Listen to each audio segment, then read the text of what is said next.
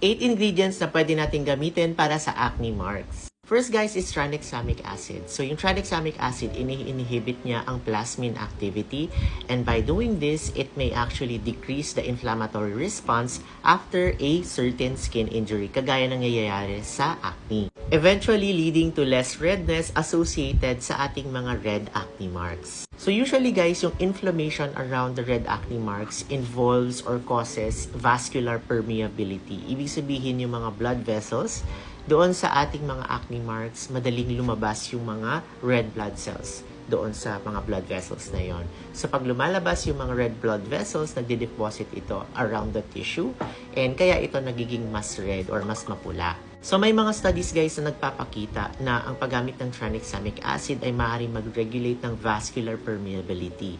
So meaning hindi na masyadong magiging permeable or hindi masyadong makakalusot or magli-leak yung mga inflammatory chemicals or fluids and red blood cells around the surrounding tissue, thereby lessening the appearance of your red acne marks. Next guys ay azelaic acid. So again, azelaic acid works for red acne marks because of its anti-inflammatory properties. Dahil may mga studies na nagpapakita na ang paggamit ng azelaic acid ay maaaring mag-reduce ng mga inflammatory mediators kagaya ng leukotrienes and prostaglandins. This eventually reduces the inflammatory response, and anything that helps with inflammation also may help with the appearance of your red acne marks. So pangatlo guys ay ang potassium azelaic diglycinate, yung favorite natin. So this is a derivative of azelaic acid. So it may also help reduce inflammation, thereby improving also the appearance of your red acne marks over time. Number 4 guys ay niacinamide. So pinapakita ng mga studies na ang paggamit ng niacinamide ay maaaring mag-decrease ng mga pro-inflammatory cytokines na nire-release ng mga immune cells, thereby decreasing the inflammatory response after skin injury. And pag ginagamit natin ito regularly, it can lead to a calmer and less red skin.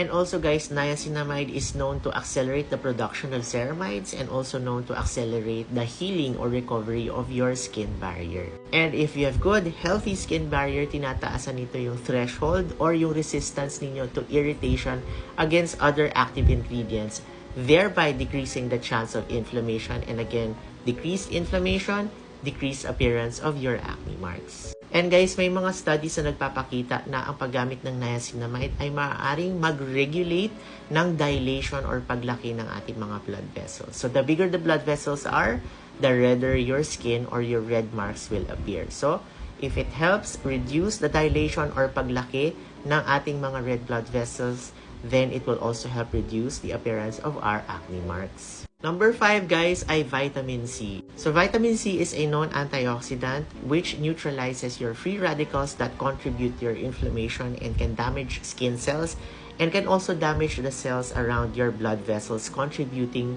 to more appearance of your red acne marks. And remember guys, sun exposure can also increase the appearance of your red acne marks or your post-inflammatory hyperpigmentation.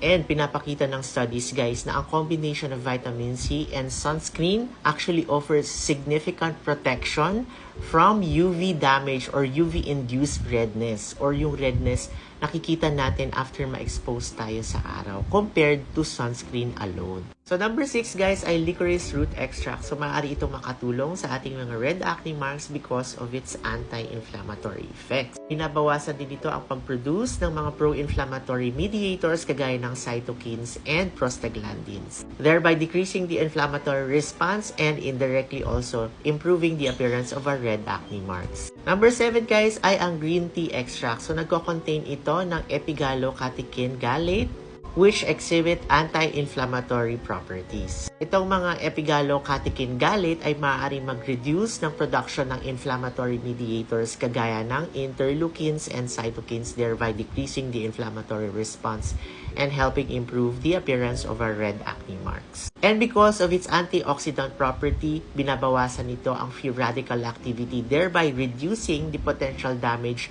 to the blood vessels and thereby indirectly improving also the appearance of your red acne marks. And lastly guys, ay ang mga retinoids. So na-explain ko sa mga previous videos ko guys na ang paggamit ng retinoids ay maaaring mag-normalize ng differentiation ng ating mga skin cells at iba pang cells sa ating balat. And this can also contribute to better healing of our skin. Basically guys, if we have better healing going on, we can also expect better and faster healing of our red acne marks. Pero careful lang tayo guys sa mga retinoids because they are infamous for irritation, lalo na yung mga super potent retinoids natin kagaya ng retinoid. Kasi if hindi natin ito properly na nagamit, hindi tayo maingat, maaari tayo magkaroon ng irritation and that can actually lead to inflammation. And again, anything that fuels inflammation may also increase the appearance of your red acne marks. So I like to use something that's very mild but at the same time also effective for my patients for their red acne marks gaya ng retinol. So you can start by introducing it slowly and gradually to your skin. Apply a pea-sized amount, enough na yun for the whole face. If you feel like your skin easily gets irritated or too dry, pwede nyo itong lagyan ng mga moisturizer kagaya ng lightweight moisturizer, kagaya ng Hydrolock Light Moisturizer para hindi tayo madaling ma-irritate.